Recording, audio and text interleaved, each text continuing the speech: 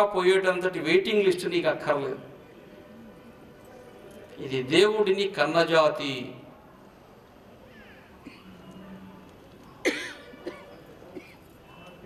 చాలా వెనక్కి యుగాల పర్యంతం పోనక్కర్లా. నిన్న మొన్ననే వివేకానందుడు చూచాడు, ఆయన గురువు రామకృష్ణ పరమహంస అమ్మవారిని చూచాడు, ఛత్రపతి శివాజీ భవానీమాత సాక్షాత్కారాన్ని పొందాడు. పొందకపోతే సాధ్యమా? ఆయన హిందూ పద పాదషాహి కావడం సాధ్యమా? శివాజీ వయసు 16 ఏళ్ళు, ఔరంగజేబు వయసు 52 ఏళ్ళు. శివాజీ సైన్యం 300, ఔరంగజేబు సైన్యం 15 లక్షలు. శివాజీ వీధిలో ఆడుకునే బాలకుడు, ఔరంగజేబు అప్పటికే చక్రవర్తి. యుద్ధం చేశారు, ఎవరు గెలిచారు? ఎందుకని? ఆయన చేతిలో భవానీ మాతే అయి కూర్చో ఉన్నది ఆయుధం.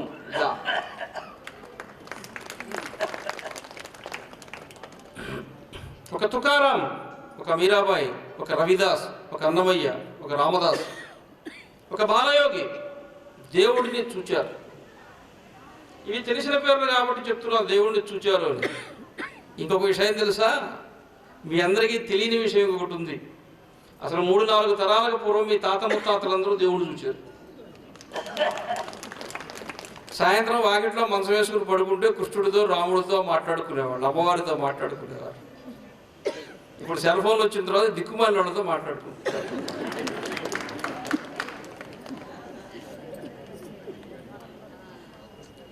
దేవుడితో మాట్లాడుకున్నాం, దేవుడిని చూచాం, దేవుడిని కన్నాం. ఇందాక స్వామీజీ విష్ణు సహస్రనామం గురు పలికారు. 14 లోకాలు ఎక్కడుంటాయి? మహావిష్ణువు గర్భంలో ఉంటాయి. 14 లోకాలు ఎక్కడుంటాయి? మహావిష్ణువు గర్భంలో ఉంటాయి. 14 లోకాలను తన గర్భంలో ఉంచుకుని ఉన్నటువంటి మహావిష్ణువు గొప్పవాడా? ఆ 14 లోకాలను కలిపి మహావిష్ణువును పిండ రూపంలో తన గర్భంలో దాల్చి 10 మోసాలు మోసినటువంటి కౌసల్యామాత గొప్పదా? అందుకు నాకు పొగురు, అందుకు నాకు అహంకారం, అందుకు నాకు గర్వం. దేవుడికి కూడా జన్మను ఇచ్చేటువంటి తల్లులను కలిగినటువంటి ధర్మములో పుట్టిన హిందువులు కాబట్టి నాకు పొగరు, నాకు గర్వం. నేను మాట వినను. మేము మాట్లాడితే దేవుడే మాట వింటుంటే ఎవడి మాట వినాల్సిన అవసరం నాకేంటి? ఇది దేవుడిని కన్నజాతి. చాలామంది హిందువులండి, వాళ్ళెవరో విదేశీ దండయాత్రకు వచ్చారండి, అప్పుడు వాళ్ళు చలికాలంలో వచ్చారండి, అప్పుడు సింధు నదిలో నీళ్లు బాగా జిల్లుమంటూ ఉండేయండి, అందులో కాలు పెట్టి జిల్లుని అనేసరికి సింధు అని పలకలేక హిందూ అన్నారండి. వాళ్ళు హిందూ అన్నారు కాబట్టి మనం హిందువులు అయినామండి అని చరిత్ర చదువుతున్నారు. ఒరే పిచ్చోళలారా, రామాయణంలోనే అగస్త్య మహర్షి ఆశ్రమానికి వెళ్ళే సమయంలో ప్రభు శ్రీరామచంద్రుడు సీతమ్మ వారితో ఇలా అన్నారు, అహో ఆ ఉత్తరమున ఉన్న ఎత్తైన పర్వతము మీద ఈ హేమంత ఋతువులో హిమపాతము జరుగుతున్నది కాబట్టే ఆ పర్వతమును హిమాలయ పర్వతము అన్నారా అని అన్నాడు. రామాయణం ఆది కావ్యం. శ్రీరాముడు ఈ భూమి మీద నడయాడి ఈ కడప జిల్లాలో కూడా నడిచాడు. ఆయన నడలా? మీకు తెలియకపోతే ఆవులు మేపుకునే వాళ్ళు, బర్రెలు మేపుకునే వాళ్ళు అడగండి, ఎక్కడో రాముడు తిరిగిన ప్రదేశాలు చూపిస్తారు ఈ ఊళ్ళో. ఇంజనీరింగ్ చదివే వాళ్ళకి తెలియదు.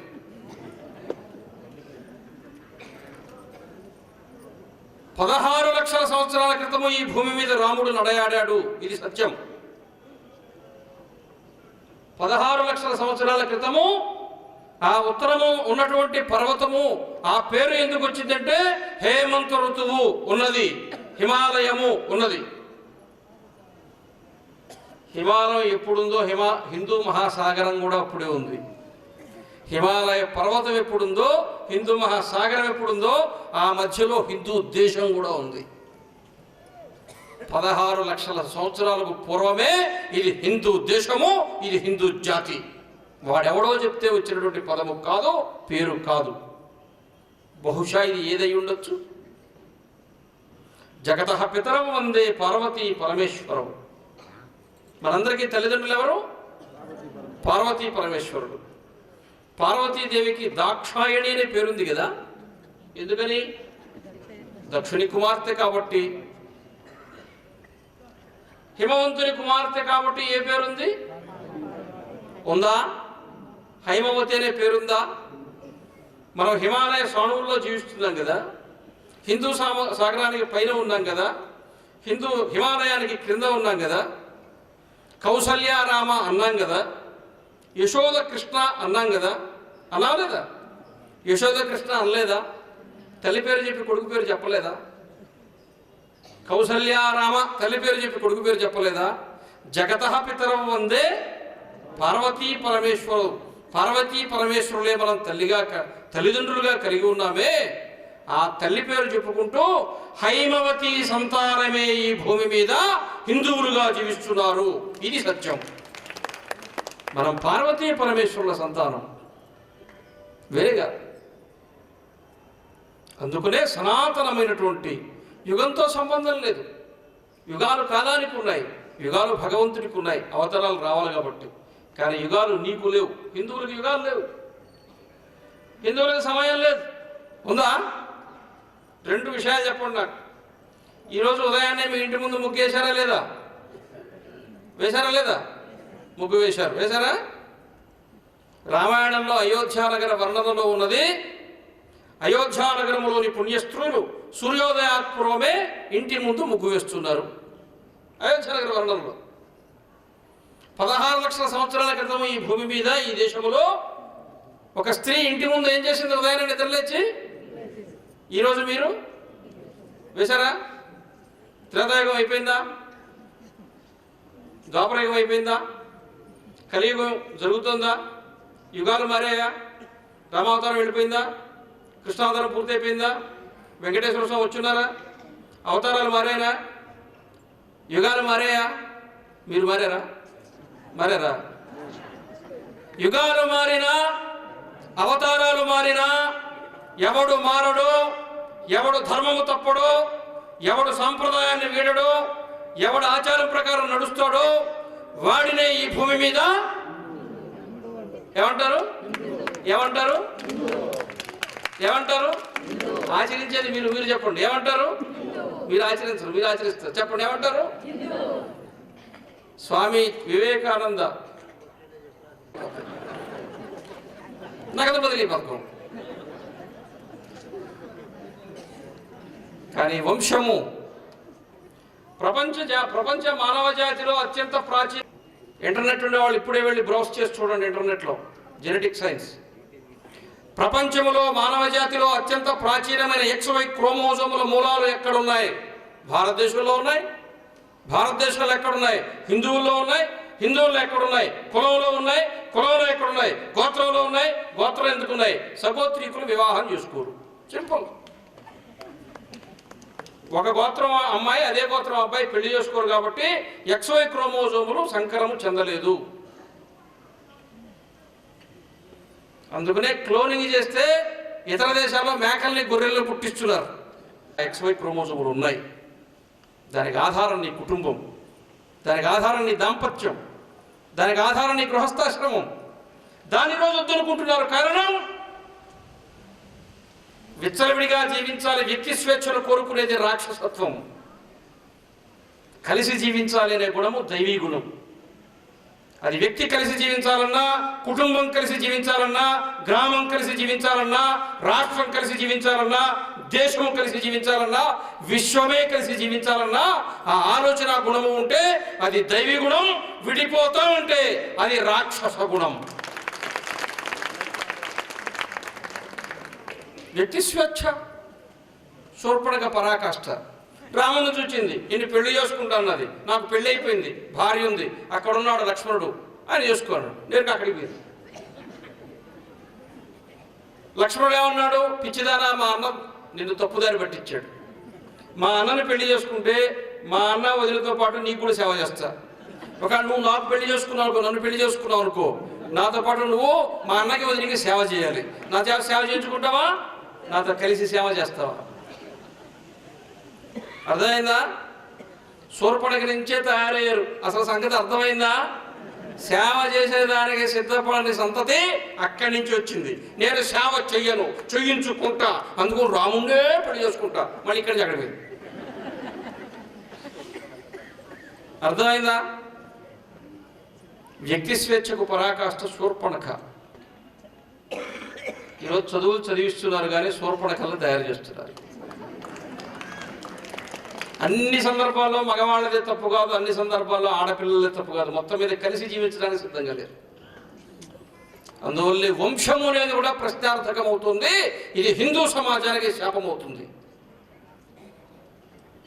అదే హరిశ్చంద్రుడు అడవిలో వేటాడడానికి వెళ్ళినప్పుడు విశ్వామిత్రుడు కుమార్తెలు ఆయన చూచి వివాహం చేసుకుంటాను వ్యక్తం చేసుకోరంటాడు.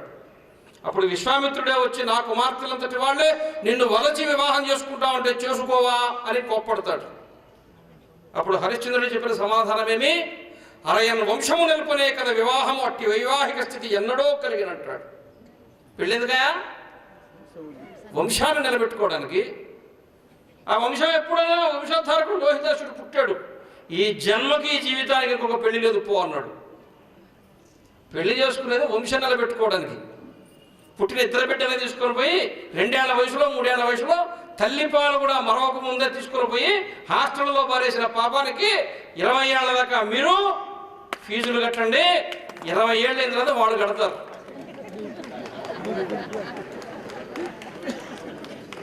అప్పుడప్పుడు మమ్మల్ని ఆహ్వానిస్తుంటారు, స్వామీజీ మా గృహంబులకు ఎతించి మీ పాదంబులను మా గృహంబునందు ఉంచి మా గృహంబును పావంబు చేయుడి అంటారు. మేము చేసేదాము అని వచ్చేదాము. ఇంకా భార్యాభర్త మా ఎదురుగా కూర్చుంటారు. కూర్చొని ఇంకా వాళ్ళు మాకు జ్ఞానబోధ చేస్తారు. ఇప్పుడంతా ఇటు కదా, అంటే మేమేమేం చేయాలి, మేము దేవాలయాన్ని ఎట్లా కాపాడాలి, ధర్మాన్ని ఎట్లా కాపాడాలి, అసలు మేమేం చేయాలి, హిందూ ధర్మాన్ని ఎట్లా ఉద్ధరించాలి, ఎంత తిరగాలి, ఎక్కడెక్కడికి పోవాలి, మాకు బాగా జ్ఞానబోధ చేస్తారు. సరే మాకు అలవాటు అయిపోయింది కాబట్టి మేము వింటూ ఉంటాం. కానీ పక్కన ఉండే తలుపు అప్పుడప్పుడు మూసుకుంటూ తెరుచుకుంటూ ఉంటుంది. మొదట ఒకసారి రెండోసారి ఏమనుకుంటామంటే ఏదో గాలికి తలుపు అటు మూసుకుంటుందిలే అనుకుంటాం. ఒక 5 నిమిషాల తర్వాత అర్థమైంది ఏంటంటే వీళ్ళ అమ్మాయి అబ్బాయి లోపల ఉంటారు. అబ్బాయి ఇంజనీరింగ్, అమ్మాయి కూడా ఇంజనీరింగ్ చదువుకుంటుంటారు. అమ్మ మీ అమ్మాయి అబ్బాయి లోపల ఉన్నట్టుంది, వాళ్ళని కూడా పిలవండి, 4 మాటలు స్వామీజీ వద్దు స్వామీజీ, ఈ వయసులో వాళ్ళ విషయాలు మాట్లాడకూడదు స్వామీజీ, వాళ్ళు ఇప్పుడు వాళ్ళ కెరీర్ గురించి ఆలోచించుకుంటారు స్వామీజీ, ఇప్పుడు మాట్లాడు. తల్లి వాళ్ళు ఇప్పుడు వాళ్ళ కెరీర్ గురించే మాట్లాడుకుంటారు తల్లి, ఆలోచిస్తారు తల్లి. ఇంకొక 20 ఏళ్ల తర్వాత మీ క్యారియర్ గురించి మీరు ఆలోచించుకోండి. మీ బతుకు మధ్యాహ్న భోజన పథకమే. దేశంలో వేగంగా పెరుగుతున్నది 2, ఒకటి అనాథ శరణాలయాలు, 2 వృద్ధాశ్రమాలు. ఇంకా 50 ఏళ్ల తర్వాత ఇళ్ళు ఉండవు దేశంలో. అనాథ శరణాలయాలు, వృద్ధాశ్రమాలు. గవర్నమెంట్ కూడా 2 స్కీములు, అక్కడ భోజనం పెట్టండి, ఇక్కడ భోజనం పెట్టండి, అయిపోయింది. సునామీ వచ్చి తల్లిదండ్రులు పోతే, తుఫాను వచ్చి తల్లిదండ్రులు పోతే, భూకంపం వచ్చి తల్లిదండ్రులు పోతే, రోడ్డు ప్రమాదమే తల్లిదండ్రులు పోతే ఆ బిడ్డలు అనాథలు కదా. ఇప్పుడు అనాథలు వాళ్ళు కాదు. వంశం నిలబడకపోతే నీవు తరించవు, నీ పూర్వీకులు తరించరు. రావణ సంహారం అయిపోయింది. శ్రీరాముడు అక్కడ నిలబడున్నాడు. సకల దేవీ దేవతలు వచ్చారు, రాముడి మీద పుష్పవర్షాన్ని కురిపించారు, బాగా పొగిడారు. ఈయన పొగడలేదు, ఈయన ఆశీర్వదించాడు. నా కడుపున పుట్టినందుకు ఈ ఇక్ష్వాకు వంశం శాశ్వతంగా యుగాల పర్యంతం తల ఎత్తుకుని సగర్వంగా నిలబడేటువంటి లోక కళ్యాణ కార్యాన్ని సాధించి నన్ను సంతోషపరిచావు, మన వంశాన్ని ఉద్ధరించావు, తరింపజేశావు అన్నాడు. ఎవరున్నారు? నువ్వు పొరపాటు చేసావా? దుఃఖిస్తున్నారు. ఇది అర్థం చేసుకోవాలి. ఇదే మన వేదాంతం. ఏది వేదాంతమో అది సత్యం. ఎన్ని శాస్త్రాలు వచ్చినా, ఎంతమంది మాట్లాడినా అది సత్యం. ఈరోజు మంత్రాన్ని వదిలిపెట్టేశాం. దేవాలయానికి పోతాం, మీకు మంత్రం అక్కర్లా, అర్చకుడు కూడా మంత్రం అక్కర్లా, ఆయన కూడా అంతే. హలో బామరిదే వస్తున్నా, పూర్వ మాత్రం దేవుడికి కొడుతుంటే పూజ ఎవరికి? బామరిదిగా దేవుడికి. దేవాలయంలో అర్చకుడికి ఇష్టం లేదు, భక్తుడికి ఇష్టం లేదు, ఈవోకి ఇష్టం లేదు, చైర్మన్కి ఇష్టం లేదు, దేవుడు ఎందుకు ఉంటాడు? మొన్న టీటీడీలో భక్తుల మీద కేసు పెట్టారు. ఈ భక్తులు ఎవరో తెలుసా? ముందు రోజు విఐపి దర్శనం కోసం పోయారు వీళ్ళు విఐపీలా? ఆ విఐపి దర్శనం వీళ్ళకి లేదు కాబట్టి చైర్మన్ ఏమనంటే రేపు 300 రూపాయల టికెట్ ఇప్పిస్తాను అన్నాడు. ఈ రోజు నుంచి రేపటి లోపల 24 గంటలు క్యూలో నిలబడితే దర్శనమే బయటకు వచ్చిండేవాడు. 300 రూపాయల టికెట్ కోసం అక్కడ 300 రూపాయల టికెట్ దొరకలేదని టీటీడీ డౌన్. టీటీడీ ఎవరిది? కనుమూరు బాబురాజుదా, ఎంజీ గోపాల్దా, కిరణ్ కుమార్ రెడ్డిదా, ఎవరిది? వెంకటేశ్వర స్వామిది. టీటీడీ డౌన్ అన్నట్టు ఏమన్నట్టు అర్థం? ఇంక నీకు దర్శనం ఎందుకు? హిందువులకు కనీసపు అవగాహన లేని స్థితి చూస్తూ ఉన్నాం. ఎందుకని లేదు? మీరు ఒక బక్రీద్ రోజు చూడండి, ఒక పెద్ద గ్రౌండ్లో ఒక 3-4 లక్షల మంది ముస్లింలు వస్తారు. ఈ మైకులు ఇప్పుడు స్వామీజీ ప్రారంభం చేసే ముందు సెల్ ఫోన్లు స్విచ్ ఆఫ్ చేయండి అని చెప్పారు కదా. అక్కడ మైకులో స్విచ్ ఆఫ్ చేయమని చెప్పరు, మైకులో నిశ్శబ్దంగా ఉండమని చెప్పరు, మైకులో వరసల్లో నిలబడమని చెప్పరు. సెల్ ఫోన్ ఇంట్లో పెట్టి వస్తారు, ఎవరు మాట్లాడరు, అందరూ వరసలో నిలబడతారు, ప్రార్థన చేస్తారు. ఇన్ని లక్షల మంది కదా, ఎలా అభ్యాసమైంది? వాళ్ళ గల్లీల్లో వాళ్ళ బస్తీల్లో ఉండే చిన్న చిన్న మసీదుల్లో 5 మంది 10 మంది ముస్లింలు నిష్ఠగా నియమంగా ప్రతిరోజు నమాజు చేయడం వాళ్ళకి అలవాటైంది. వాళ్ళు ఎన్ని లక్షల మంది ఎక్కడ కలిసినా అలాగే నిలబడతారు.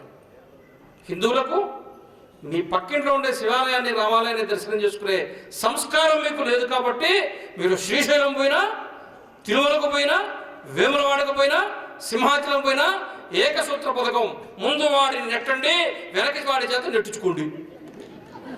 నెట్టేసి బాగా నెట్టి బయటకు వచ్చి అబ్బాయి ఎంత బాగా నెట్టేవో, నెట్టుకోవడానికి అక్కడ పోలే మీ ఊరు సినిమా అనుకోండి. ఒక దేవాలయంలో ఎలా వ్యవహరించాలో కూడా హిందువుకు రాదు. అందువల్ల నీకు దేవుడికి దూరం పెరిగింది. కాబట్టి దేవాలయానికి వెళ్ళడము అనేది హిందువుల జీవితంలో నిత్యము ఒక కార్యక్రమం కావాలి. మంత్రానికి శక్తి ఉంది. గుంటూరు జిల్లాలో పొన్నూరు ఆంజనేయ స్వామి దేవాలయం ఉదాహరణ. ఒక 25 ఏళ్ల క్రితం ఆంజనేయ స్వామి విగ్రహం కొద్దిగా భిన్నమైతే ఇక్కడే అనంతపురం జిల్లాలో విగ్రహాన్ని తయారు చేయించారు. దాని పెద్ద ట్రాలీ మీద తీసుకొని పోతున్నారు. ఒంగోలు దాటిన తర్వాత గుండ్రకమ్మ బ్రిడ్జి, ఇప్పుడు 4-వే అయింది కానీ అప్పుడు బ్రిటిష్ వాళ్ళ బ్రిడ్జే ఉంది. అక్కడ దాని మీద ఇంత బరువైనటువంటి వాహనం పోతే ఆ బ్రిడ్జి కూలిపోతుందని చెప్పి హైవే అథారిటీ వాళ్ళు ఆపేశారు. ఆపేస్తే గ్రామంలో చిరంజీవి స్వామివారిని ప్రతిష్ఠకు పిలుచుకున్నారు, వాల్ పోస్టులు వేసుకున్నారు, బ్రోచర్లు వేసుకున్నారు, బంధువులందరూ వచ్చేస్తున్నారు, అందరూ వచ్చేస్తున్నారు. ఆంజనేయ స్వామి అట్లా ఆయన అక్కడ ఆగిపోయారు. వీళ్ళు ఏమి చేయాలో తెలియక పాపం ఉరుకుల పరుగుల మీద అక్కడికి పోయారు. స్థపతి దగ్గరికి, శిల్పాచార్యుడి దగ్గరికి పోయారు. ఆ శిల్పాచార్యుడు అక్కడికి వచ్చాడు. అయా, ఒక రాయిని శిల్పంగా మార్చాలంటే మా మంత్రశాస్త్రంతో ఆ రాయిని మా అధీనంలోకి తీసుకుంటాం. మా అధీనంలోకి ఎప్పుడు వస్తుందంటే అది నిద్రావస్థలో ఉన్నప్పుడు వస్తుంది. ఈ రాయి నిద్రావస్థలో ఉన్నప్పుడైతే హనుమంతుడిగా ఆంజనేయుడిగా మారిపోయింది. నిద్రావస్థలో ఉన్న రాయి మెత్తగా ఉంటుంది. అప్పుడు మా ఊరి ఎటు తిప్పితే అటు అది పెచ్చులు లేచిపోతుంది, ఆ విగ్రహం తయారైపోతుంది. ఇది మీ దృష్టిలో బండ, మా దృష్టిలో నిద్రావస్థలో ఉండే ఆంజనేయుడు. మా మంత్రానికి శక్తి ఉంది, ఈ బ్రిడ్జి పడిపోదు, దాటిచ్చేయండి అంటే లేదు మా లెక్కలు మాకున్నాయి, మేము మద్రాసులో చదువుకున్నాం, ఐఐటి చదువుకున్నాం, ద్రవ్యరాశి అని చెప్పి వీళ్ళు పక్క తోక వేసారు, పంపించలేదు. ఈ స్థపతి చెప్పాడు, ఇదే వంతెన కింద జింక చర్మాన్ని పరుచుకుని కూర్చుంటా జపం చేస్తున్న మంత్రాన్ని మీరు పైనుంచి ఆంజనేయుడిని తీసుకెళ్ళండి. వాళ్ళు చెప్పినట్టు బ్రిడ్జి కూలిపోయిందా, నేను మరణిస్తాను, నా మంత్రశాస్త్రం తప్పు, అసత్యం. లేదా నా మంత్రశాస్త్రము సత్యము, భగవంతుడు ఉన్నది సత్యము. చుట్టుపక్కల గ్రామాల నుంచి అందరూ ట్రాక్టర్లు వేసుకొని జనం వచ్చేసారు, యువకులంతా వచ్చేసారు. జై హనుమాన్ అన్నారు, జై శ్రీరామ్ అన్నారు. యువతలో ఉండే ఆంజనేయుడు అవతల ఉన్నాడు, కింద ఉన్న స్థపతి పైన ఉన్నాడు, బ్రిడ్జి పైన. ఇప్పుడు మనం పొన్నూరులో చూస్తున్న ఆంజనేయ స్వామి అలా వచ్చి కూర్చున్నవాడే. నీ మంత్రానికి శక్తి ఉంది. ఒక్కళ్ళు నమ్ముతున్నారా మంత్రాన్ని? కేశవ అంటున్నారా, నమశివాయ అంటున్నారా, నారాయణ అంటున్నారా, వెంకటేశ అంటున్నారా, గాయత్రి చేస్తున్నారా? ఎవరు గాయత్రి జపం చేయాలో వాళ్ళు చేస్తున్నారా? అన్నీ వదిలిపెట్టేశాం. కాబట్టి సీడ్లెస్ ద్రాక్షలాగా తయారైనాం. ద్రాక్ష ఎట్లుంటుంది? చూడటానికి ద్రాక్ష, తినడానికి ద్రాక్ష, రూపములో ద్రాక్ష, రంగులో ద్రాక్ష, పూడిచి పెడితే మొలకరాదు, విత్తనం లేదు. చూడటానికి ఆకార పుష్టి నైవేద్య నష్టి. అందరూ హిందువులే, బొట్లు పెట్టుకున్నారు, దేవాలయం పోతున్నారు, గణేష్ ఉత్సవాలు చేస్తున్నారు, కోటి కుంకుమార్చనలు చేస్తున్నారు, యజ్ఞాలు యాగాదులు అయితే ఇక చెప్పనే అక్కర్లా. అసలు కృతయుగంలో కూడా చేసి ఉండరు. 10 రోజులు 20 రోజులు. ఇప్పుడు యజ్ఞం చేసేదానికి వచ్చేవాళ్ళని మాత్రమే ప్యాంటు చొక్కా మీద కూర్చోబెడుతున్నారు. ఇంకొక 2-3 ఏళ్ళు ఆగండి, చేయించేవాళ్ళు కూడా కూర్చుంటారు. మా పంతులు కూడా అంతే, ఇంకా క్రాపుల దాకా వచ్చారు, ఇంకా గళ్ళలుంగి మీద కూర్చోలే. షేక్ మీర్ అలీ భాషా శాస్త్రి ఆయన కూర్చొని గళ్ళలుంగి మీద కూడా చెప్తారు. ఇంకా ఒక నిష్ఠ లేదు, ఒక శాస్త్రం లేదు, ఒక తపస్సు లేదు, ఒక విశ్వాసం లేదు, ఒక నమ్మకం లేదు. ఇది హిందూ సమాజంలో చూస్తున్నాం. దేవాలయానికి శక్తి ఉంది, దేవాలయానికి అద్భుతమైన శక్తి ఉంది. కొన్ని దేవాలయాల్లో చర్మ రోగాలు పోతాయి, కొన్ని దేవాలయాల్లో కీళ్ల రోగాలు పోతాయి, కొన్ని దేవాలయాల్లో వివాహము కాని వాళ్లకు వివాహం అవుతుంది, కొన్ని దేవాలయాల్లో విడిపోయిన జంటలను కలుపుతుంది, కొన్ని దేవాలయాల్లో సంతానము కలగని వాళ్లకు సంతాన వేణుగోపాల స్వామి సంతానాన్ని ఇస్తున్నాడు, ఆత్రేయపురం కుమారస్వామి సంతానాన్ని ఇస్తున్నాడు. వీసా చిలుకూరు బాలాజీ కాస్త వీసా బాలాజీగా అయిపోయింది.